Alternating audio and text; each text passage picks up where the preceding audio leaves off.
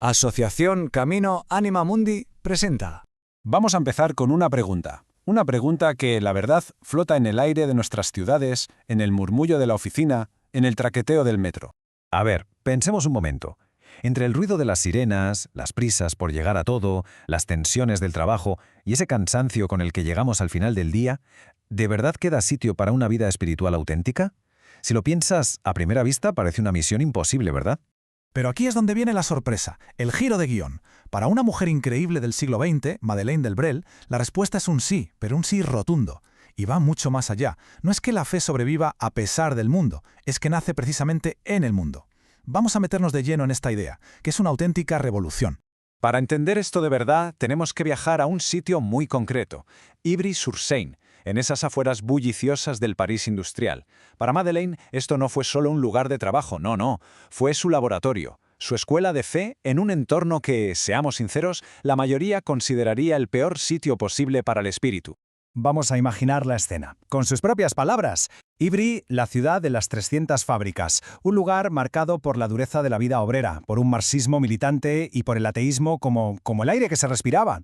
Era un sitio del que la mayoría de creyentes habrían salido corriendo. Ella, sin embargo, hizo todo lo contrario. Tomó la decisión radical de quedarse y sumergirse por completo. Y claro, ante un panorama así, lo que te sale, el impulso, es aplicar un plan de reconquista, ¿no?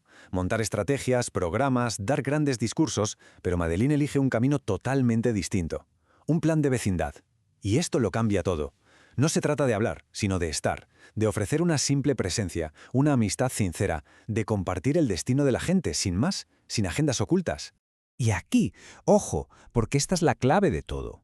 No se trataba de ser una observadora que va de visita a la periferia y luego vuelve a su burbuja. No, se trataba de echar raíces allí, de vivir con el mismo reloj, de sentir las mismas preocupaciones por llegar a fin de mes, de tragarse las mismas horas de transporte, el mismo ritmo de vida. Su profesión era ser asistente social, sí, pero su vocación más profunda era ser, por encima de todo, una vecina más. Y claro, esa decisión de vivir codo con codo nos lleva de cabeza al corazón de su espiritualidad, que no es una teoría súper compleja ni una idea abstracta. ¿Qué va? Es una práctica del día a día. Ella lo llamó la mística de la proximidad. A ver, ¿y qué significa esto exactamente? Pues algo muy sencillo y a la vez muy potente. Significa que la experiencia de Dios no está lejos del mundo, en el silencio de una iglesia vacía o en una montaña remota. Está aquí, en el encuentro real, físico, a veces hasta incómodo con la persona que tenemos al lado. No en una idea abstracta de la humanidad, sino en el contacto concreto, en la piel. Y esto lo aterriza todo de una forma brutal. El prójimo deja de ser una idea bonita para convertirse en esa persona con la que te chocas en el metro, en el vecino de rellano al que apenas saludas, en el compañero de oficina.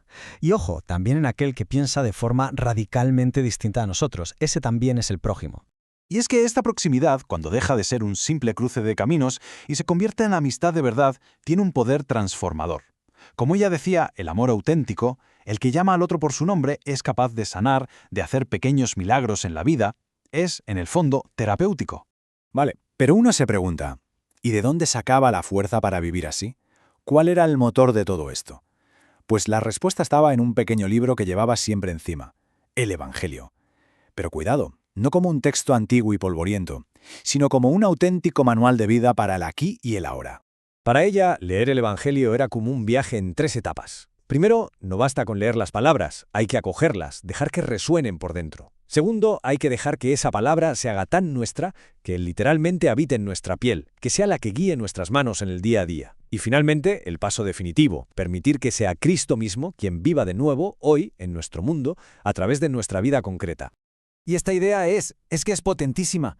Nos está diciendo que, al final del día, las mejores explicaciones del Evangelio no están en los libros de teología ni en los grandes sermones. No, el único comentario que de verdad vale, que es válido, es la propia vida. Lo que hacemos, cómo tratamos a los demás, nuestra paciencia, nuestra generosidad, eso es lo que le da credibilidad al mensaje. Y con esto nos damos cuenta, volvemos al punto de partida, a nuestra calle, a nuestra oficina, a nuestra metro. La misión de hoy, si seguimos a Madeleine, pasa por entender algo tan simple y a la vez tan profundo como esto. Nuestra vida es el mensaje. Es una afirmación valiente, ¿eh? Quizás ya se ha explicado demasiado, se ha teorizado hasta la saciedad. A lo mejor el mundo, que está ya un poco agotado de tantas palabras, no está esperando más discursos. Entonces, la pregunta cambia por completo. Si no necesita más explicaciones, ¿qué necesita? Pues tal vez la respuesta es más sencilla y a la vez mucho más exigente. Necesita testigos, gente normal y corriente, con sus luces y sus sombras, pero cuyas vidas, en el día a día, hagan visible y creíble ese amor, esa bondad, esa proximidad de la que hablaba Madeleine. Así que la próxima vez que tengamos el Evangelio en las manos o simplemente al darle vueltas a la fe, podemos recordar esta frase, que dentro de esas palabras habita una vida que no quiere quedarse en el papel, sino que desea con todas sus fuerzas hacerse carne otra vez, en nosotros, aquí y ahora. En definitiva, es una invitación a dejar de buscar lo sagrado fuera del mundo y empezar a darnos cuenta de que cada momento cotidiano puede ser el lugar del encuentro. Y bueno, para quien quiera profundizar o saber más, el correo de contacto es quiero@caminoanimamundi.org.